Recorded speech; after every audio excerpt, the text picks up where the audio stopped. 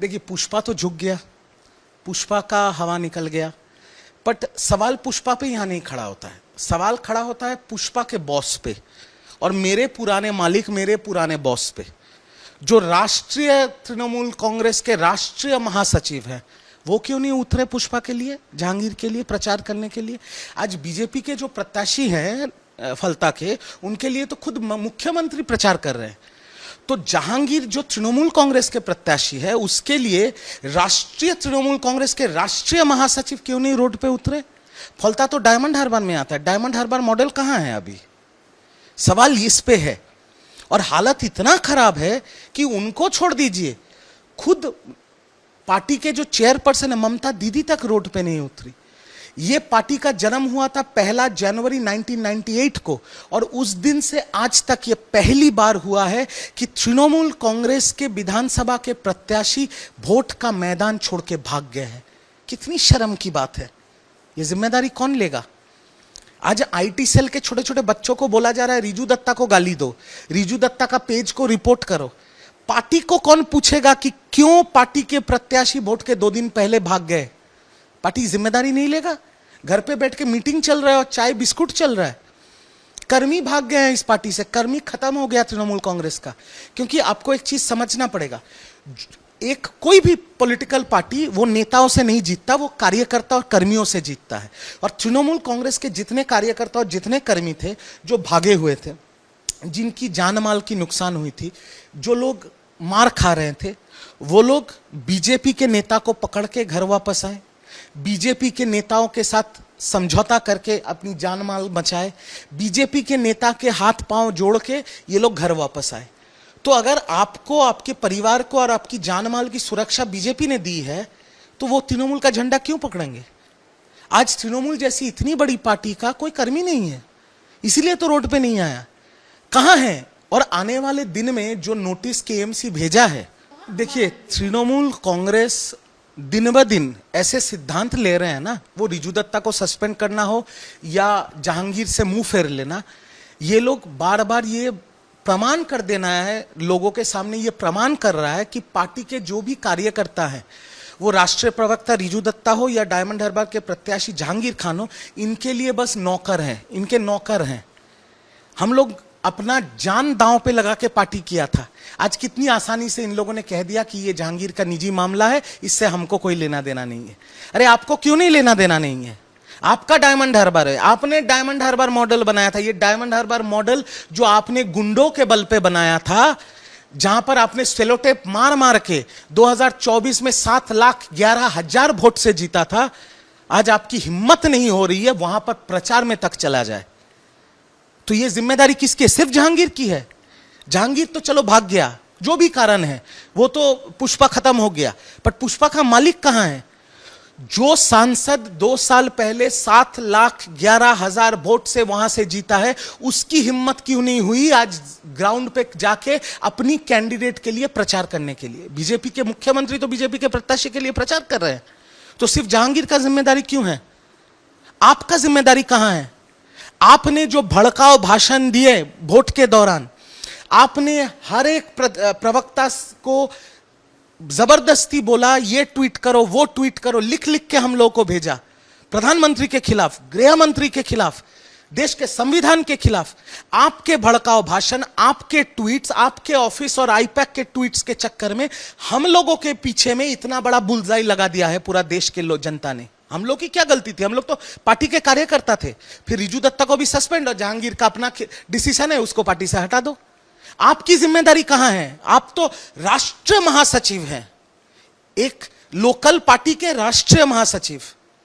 आपके घर पे अभी ये हालत है, आपके घर के सामने लोग स्लोगन दे रहे हैं, आपका घर सेल्फी पॉइंट बन गया, आपके बीवी और दो छोटे छोटे बच्चे वहां पर रह रहे हैं, वो रोज ट्रॉमा से गुजरते हैं। आपके घर में लोग जाके बीजेपी का झंडा गाड़ दे रहे हैं। हमारे घर पे तो नहीं आ रहा है कोई, हमारे घर पे तो ईडी रेड नहीं हो रहा है, हमारे घर पे तो कोई नोटिस नहीं लगा रहा है कि आपका घर तोड़ देगा। जब आप क्षमता में थे, आपने इतने भड़काऊ भाषण दिए, इतने अत्याचार किए, आपने इतने लोगों को छोटा किया। आज पूरे बंगाल और पूरे देश का जो गुस्सा है वो आपके ऊपर जा रहा है। कोई तो ममता बनर्जी को गाली नहीं दे रहा है। तो जिम्मेदारी उनकी है, जहांगीर का नहीं, रिजू दत्ता का नहीं। जिम्मेदारी तृणमूल कांग्रेस के राष्ट्रीय महासचिव अभिषेक बैनर्जी की जिम्मेदारी है। चलिए एएनआई को दिखाई देते हैं एक चीज, एएनआई को एक चीज दिखाई देते हैं, एक सेकंड रुक जाइए, कि आईपैक से हमारे पास कैसे मैसेजेस आते थे और क्या करना होता था, क्या नहीं करना होता था। अभिषेक बैनर्जी का एक ट्वीट आया था जिसको लेके पूरा देश की राजनीति में आग लग गया था जब उन्होंने यूनियन ऑफ इंडिया को चैलेंज किया था। मैं आपको दिखा देता हूं वो ट्वीट, एक सेकंड रुक जाइए, मैं आपको वो ट्वीट ही दिखा देता हूं। ये देखिए, आईपैक से एक लड़की, वो किसी बाहर गांव से आई थी, वो भाग गई। ये देखिए अभिषेक बैनर्जी का ट्वीट, और उसमें कैसे दिखाया, कैसे हम लोग के पास आता था, देख लीजिए, QT suggestion for Riju Dutta, और उसमें ये लिख के आता था कि आपको अभिषेक बैनर्जी का ट्वीट किस भाषा में रिट्वीट करना है। देखिए मैं तो दिखा रहा हूं, यहां पे लिखा हुआ है, open invitation to the entire BJP India brass, Narendra Modi, Amit Shah, all 16 BJP chief minister, union minister, vacate your chairs, resign from your post and come and contest from Falta. देखिए, Gyanesh Kumar, stop hiding behind the election commission, take a BJP ticket and contest from Falta, bring as many central forces as you want, deploy your compromised observers, मतलब Ajay Pal Sharma, order as many as repolls, let your Godi media and IT cell spread lies 24/7. This is, you still won't put a dent. This is Diamond Harbour model, built brick by Shri Abhishek Banerjee over 12 years of blood, sweat and relentless commitment. Your Gujarat, Delhi babus can't match it in 10 lifetimes. ये tweet मेरे को लिख के भेजा गया था, और उसके बाद ये ट्वीट करके देखिए, कॉपी पेस्ट करके मेरे को पार्टी को भेजना पड़ता, नहीं तो राष्ट्रीय प्रवक्ता पद से मेरे को काट दिया जाता। ये कल्चर था टीएमसी में। टीएमसी के अंदर में जो थ्रेट कल्चर था ना, वो सोच के बाहर था। आज लोग बोल रहे हैं ना, रिजू दत्ता उसको सस्पेंड कर दिया इसलिए मुंह खोल रहा है, इसलिए पार्टी के खिलाफ बात कर रहा है। जो लोग पार्टी में आज हैं, मैं उनसे पूछना चाहता हूं, क्या आप मुंह खोल सकते हैं? क्या आप आज भी बोल सकते हैं?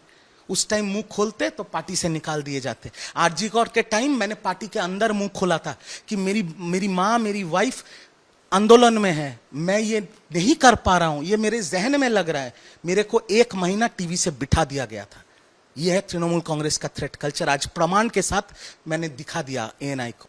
समय बताएगा, आने वाले चुनाव में 42 सांसद के प्रत्याशी, मतलब ऐसे 42 लोग जो एमपी इलेक्शन लड़ेंगे तृणमूल के टिकट से, ऐसे 42 लोग पहले तृणमूल कांग्रेस जुगाड़ कर ले, उसके बाद तो 7 लाख या 11 की बात आएगी। राष्ट्रीय महासचिव, देखिए मैं एक चीज कहना चाहता हूं कि एक मूवी आई थी बहुत साल पहले अमिताभ बच्चन की, जिसका नाम था सरकार। आपने भी शायद देखा होगा, आपके दर्शकों ने भी देखा है।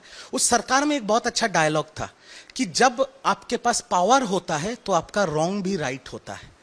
तो जब इनके पास पावर था ना, इन्होंने सारे रॉन्ग को राइट कर लिए थे। अभी पावर चला गया, अब सारे जो रॉन्ग उन्होंने किए थे अभी वो राइट हो रहा है। कानून अपने तरफ से चल रहा है। केएमसी ने 401 का नोटिस लगाया, आपको जवाब देना है कागज लेके। अगर आप जवाब नहीं दे पाएंगे, या तो खुद तोड़िए या केएमसी तोड़ देगा। आज मैं यहाँ, आप मेरे घर पे बैठा हूं, आप मेरे इंटरव्यू ले रहे हैं, मेरे घर पे तो 401 का नोटिस नहीं लगाया कॉर्पोरेशन में। क्यों नहीं लगाया? मैंने तो कोई अवैध निर्माण नहीं किया है। जो लोग क्षमता के दम पे गंदे शब्दों का इस्तेमाल किया, जो लोग क्षमता के दम पे, क्षमता के नशे में चूर होके प्रधानमंत्री, गृह मंत्री, यूनियन ऑफ इंडिया को चैलेंज कर लिया, जो क्षमता के दम पे बंगाल के मुख्यमंत्री ने बोला कि 24-24 प्रॉपर्टियां बनाए। मैं नहीं बोल रहा हूं, बंगाल के मुख्यमंत्री के पास डेटा है, मेरे पास तो है ही नहीं, मैं तो नौकर था। आज जब परिवर्तन हुआ बंगाल में, क्षमता बदली है, अब कानून अपना रास्ता लेगा। पर एक चीज सोचिए, तृणमूल कांग्रेस के कर्मियों के ऊपर क्या बीतेगी? क्योंकि हम लोग जो तृणमूल के कर्मी थे, एकदम जमीनी तौर के जमीनी लेवल पे कर्मी थे, हम लोग अपने हर बात को, हर भाषण को खत्म करते थे ममता बनर्जी जिंदाबाद, अभिषेक बनर्जी जिंदाबाद बोल के। तो हमारे लीडर थे अभिषेक बनर्जी। आज अगर उनके घर पे बुलडोजर चल जाएगा तो कोई कर्मी रोड पे उतरेगा अभिषेक बनर्जी या तृणमूल कांग्रेस का झंडा लेके? वो खुद अपना घर बचाएगा कि पार्टी करेगा? जब तुम्हारे नेता के घर पे बुलडोजर चल जाए तो तुम्हारी क्या हैसियत है? और आज तृणमूल कांग्रेस का जो हालत है, उसके लिए अगर एक व्यक्ति जिम्मेदार है तो वो है राष्ट्रीय तृणमूल कांग्रेस के राष्ट्रीय महासचिव 3 बार के सांसद, 7,11,000 वोट से जीते हुए महामानव श्री अभिषेक बैनर्जी जी। स्टेट में कोई अनरेस्ट का सिचुएशन तो है नहीं। कहां अनरेस्ट का सिचुएशन है स्टेट में? स्टेट में कलकत्ता पुलिस खोल के बैटिंग कर रही है। कलकत्ता पुलिस के हाथ पांव बांध दिए गए थे, अभी हाथ पांव इस नए मुख्यमंत्री ने खोल दिया है। कलकत्ता पुलिस अपना काम कर रही है और कानून के हित में काम कर रही है। बट अगर कोई पॉलिटिकल पार्टी धरने पे बैठना चाहती है तो कॉन्स्टिट्यूशन में यह कहा जाता है कि dissent is a constitutional right.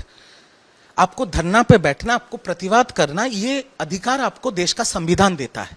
तो रोड पे कोई भी बैठ सकता है, कोई भी धरना कर सकता है। आप पुलिस का परमिशन लेके बैठिए और परमिशन में जो लिखा हुआ है कानूनी तौर पे आप धरना कीजिए, आप मीडिया के सामने अपनी बातों को रखिए, इसमें कोई मतलब गलत नहीं है। पर आप कानून तोड़ेंगे तो कानून इलाज करेगी। আমাদের ভিডিও ভালো লাগলে লাইক এবং শেয়ার করুন। কমেন্ট সেকশনে গিয়ে জানান আপনাদের মতামত। আরও ভিডিও পেতে আমাদের চ্যানেল সাবস্ক্রাইব করুন এবং প্রতি মুহূর্তে খবরের আপডেট পেতে প্রেস করুন বেল আইকন।